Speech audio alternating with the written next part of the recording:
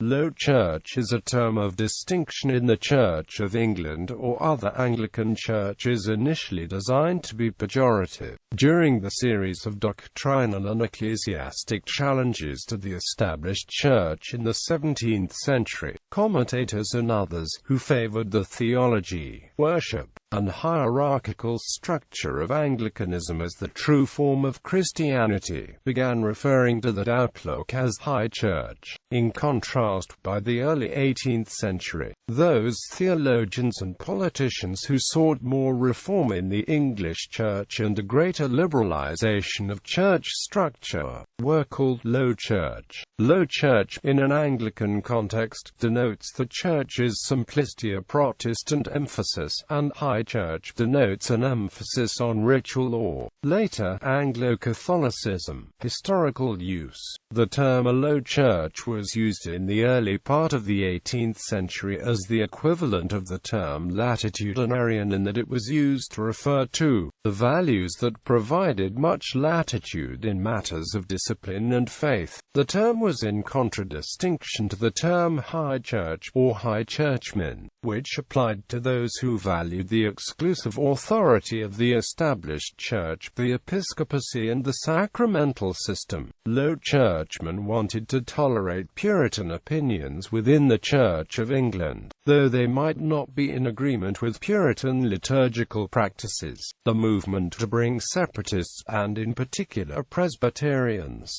back into the Church of England ended with the Act of Toleration 1689 for the most part, though Low Church continued to be used for those clergy holding a more liberal view of dissent, as the term eventually fell into disuse. Both terms were revived in the 19th century when the Tractarian movement brought the term High Churchmen into vogue. The terms were again used in a modified sense, now used to refer to those who exalted the idea of the Church as a Catholic entity, as the body of Christ, and the sacramental system as the divinely given means of grace. A Low Churchman now became the equivalent of an evangelical, the designation of the movement associated with the name of Charles Simeon, which held the necessity of personal conversion to be of primary importance. At the same time, latitudinarian changed to Broad Church, or Broad Churchmen, designating those who most valued the ethical teachings of the Church and minimized the value of orthodoxy. The revival of pre-Reformation ritual by many of the High Church clergy led to the designation ritualist being applied to them in a somewhat contemptuous sense. However, the terms High Churchman and ritualist have often been wrongly treated as interchangeable. The High Churchman of the Catholic type is further differentiated from the earlier use of what is sometimes described as the high and dry type of the period before the Oxford movement. Modern use. In contemporary usage, Low Churches place more emphasis on the Protestant nature of Anglicanism than broader High Churches, and are usually evangelical in the belief and practice. They may tend to favour the Book of Common Prayer services of morning and evening prayer over the Eucharist, though the Diocese of Sydney has largely abandoned the prayer book and uses free-form evangelical services. Some contemporary Low Churches also incorporate elements of charismatic Christianity. More traditional Low Church Anglicans, under the influence of Calvinist or Reformed thought inherited from the Reformation era, reject the doctrine that the sacraments confer grace ex operato and lay stress on the Bible as the ultimate source of authority in matters of faith necessarily for salvation. They are, in general, prepared to cooperate with other Protestants on nearly equal terms. Some Low Church Anglicans of the Reformed Party consider themselves the only faithful adherents of historic Anglicanism and emphasize the 39 Articles of the Church of England as an official doctrinal statement of the Anglican tradition. Ecumenical relationships. United churches with Protestants in Asia. Several provinces of the Anglican Communion in Asia have merged with Protestant churches. The Church of South India arose out of a merger of the southern province of the Church of India, Pakistan, Burma and Ceylon, the Methodist Church of South India and the South India United Church in 1947. In the 1990s a small number of Baptist and Pentecostal churches joined also the Union. In 1970 the Church of India, Pakistan, Burma and Ceylon, the United Church of North India, the Baptist Churches of Northern India, the Church of the Brethren in India, the Methodist Church and the Disciples of Christ denominations merged to form the Church of North India. In 1972 the Anglicans, Presbyterians, United Methodists and Lutherans of churches in Pakistan merged into the Church of Pakistan. The Church of Bangladesh is the result of a merge of Anglican and Presbyterian churches. Britain and Ireland. In the 1960s the Methodist Church of Great Britain made ecumenical overtures to the Church of England, aimed at church unity. These formally failed when they were rejected by the Church of England's General Synod in 1972.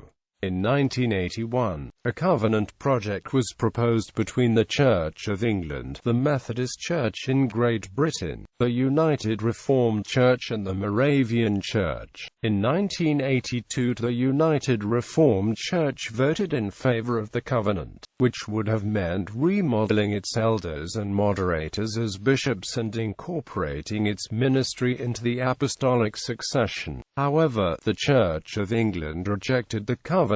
Conversations and cooperation continued, leading in 2003 to the signing of a covenant between the Church of England and the Methodist Church of Great Britain. For the 1970s onward, the Methodist Church was involved in several local ecumenical projects with neighboring denominations, usually with the Church of England. The Baptists are with the United Reformed Church, which involved sharing churches, schools and in some cases ministers. In the Church of England, Anglo-Catholics are often opposed to unity with Protestants, which can reduce hope of unity with the Roman Catholic Church. Accepting women Protestant ministers would also make unity with the See of Rome more difficult. In the 1990s and early 2000s the Scottish Episcopal Church, the Church of Scotland, the Methodist Church of Great Britain and the United Reformed Church were part of the Scottish Church's initiative for union, for seeking greater unity.